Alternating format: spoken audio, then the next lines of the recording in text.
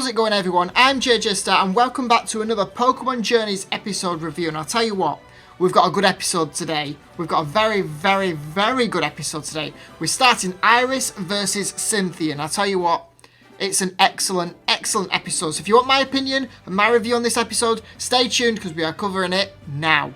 So once again, the episode opened up with a little coverage of what happened so far. So last time we had Diantha versus Lance, and we saw a little bit of battling between them two in the opening. But now it's time for the main event.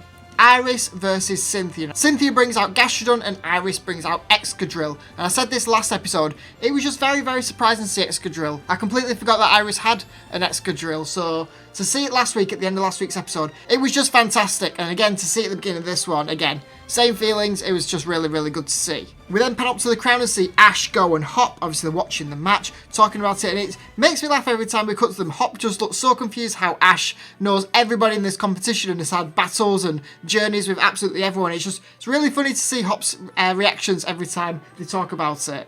Another thing that was good is also that Team Rocket remembered who Iris was, and she was saying, oh, it's that trainer that always went against us, the brat girl in Unova, and it was just nice to see them remembering Iris and that connection back to them as well. And a bit like with Lance and Diantha, both Cynthia and Iris did a little speech, not really addressing the regions where they're from, but more to each other. But again, we got to see some returning characters we haven't seen in a long time, which again makes me very happy. So to start off, Iris does her little speech and we get to see Drayden, obviously her mentor, her teacher, the gym leader. We also get to see Bianca, Georgia, Stefan, Trip and Alda, which was very good to see. I had a feeling we'd see Bianca and I had a feeling we'd see Georgia, with Georgia being Iris's main rivals in Black and White, but Stefan and Trip were more so Ash's rivals, so I thought we'd see them, well, next week.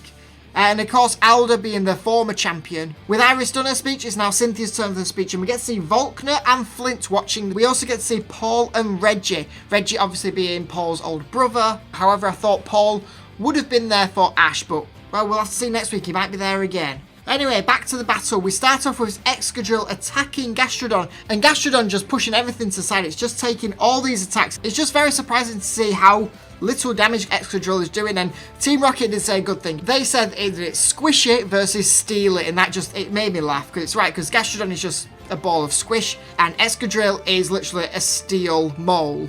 However, Gastrodon eventually goes for a muddy water, and Iris plays it excellent. He tells Excadrill just hang in there, so Excadrill hangs in there, and then Iris tells it to go for Drill Horn, which is a one-hit KO move. And I tell you what, Excadrill shoots up into the air, comes down with the Drill Horn, and that's all she wrote. Gastrodon went out. It was just a very surprising match, and I honestly thought that Excadrill would probably got destroyed by Gastrodon's water moves, but to see that Excadrill did a one-hit KO move and destroy Gastrodon, it was just very surprising. Cynthia's next Pokemon is Milotic, and of course straight off the bat Milotic goes for a Hydro Pump, hits Excadrill and knocks him out, which was pretty much obvious. I felt like one good water move would have took Excadrill out from the beginning, but hey, it's gone out now.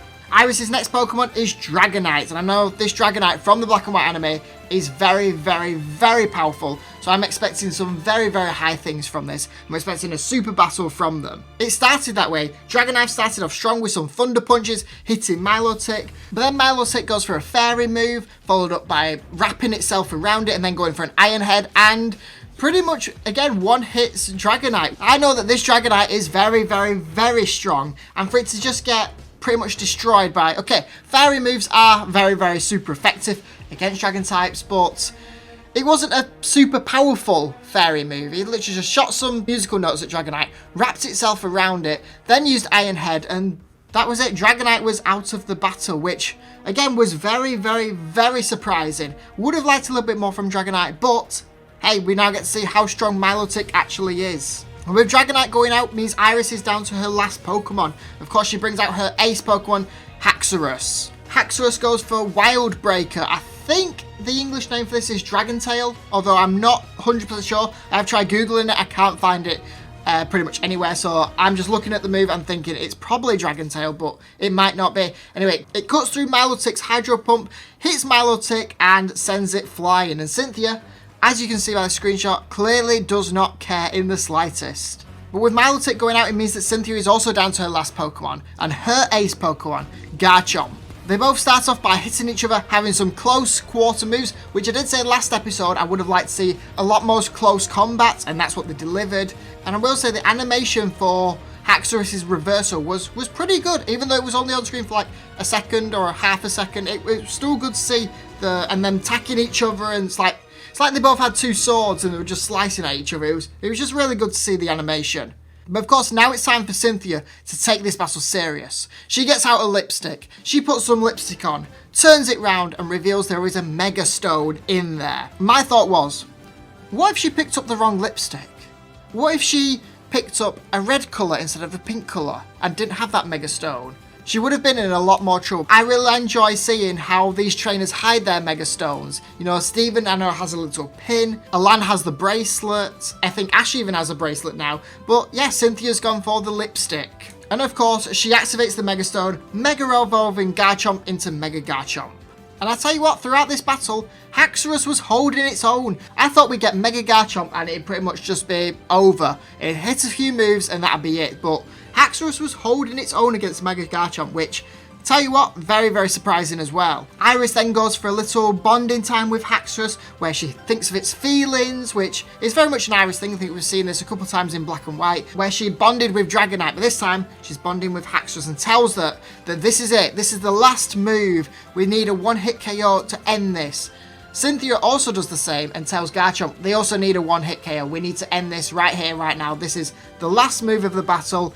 Here we go. Garchomp goes for a Draco Meteor, shooting it up high into the sky, while Haxorus goes for a Dragon Pulse, shooting it up to meet the Draco Meteor. However, the Draco Meteor has already exploded, and although Dragon Pulse did do a good job of stopping most of the meteors, there was a couple that came down and hit Haxorus.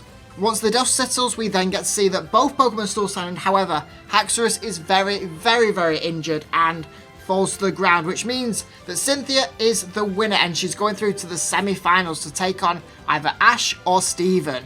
We then get to see Ash standing up from his seat from the crowd and heading down to the battlefield. We then get to see Iris walk in and looking a little bit sad, and then Iris starts to cry, and I tell you what, it was just very emotional to just see Iris try to be happy, and you can see the tears slowly going down her face and then just bursting into tears and crying. It was just very nice to see that these trainers don't just do a battle, look a little bit sad, and then move on to the next thing. It made her really upset, and it was just really nice to see. Look at me, I'm saying it's nice to see someone cry. It's not nice to see, but the animation was good for the crying. Anyway, Ash heads onto the field, and he's also got all three bracelets. So he's got the Mega Ring, he's got the Dynamax Band, and he's also got the Z Ring as well. But that is where the episode ends. So there we go. I mean, I told you it was going to be a very, very interesting, very surprising episode. I think it was. I want to talk about the battling. The battling, I think, is the best we've seen so far in this Masters 8 tournament. It was just close combat. There was a lot of thinking. There was a lot of attacking, a lot of surprising moves, a lot of surprising Pokemon with their attacks. It was just excellent, in my opinion. It was just, I think it's the best battle we've seen in the Masters 8 tournament so far. The animation as well, there was a couple of shots here and there, and a reversal had a good animation, and the bit where Haxorus and Garchomp were just going in and slicing each other, that was some good animation. And of course Iris gets upset and crying, that was good animation as well. Some very, very, very good animation. And it was surprising. I mean, I've said it throughout the whole thing, the battle was surprising. So I think the rating I'm going to give this episode is a 10 out of 10. With the recommendation to definitely watch this and watch it again, and watch it again, and watch it again, and watch it again.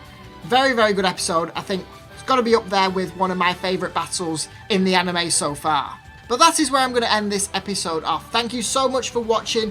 Make sure you're tuning in next week where we're covering Ash versus Steven. We'll find out if Ash wins. We'll find out if Steven wins. We'll see what happens with that battle. Thanks for watching, and I'll see you next week with the next one.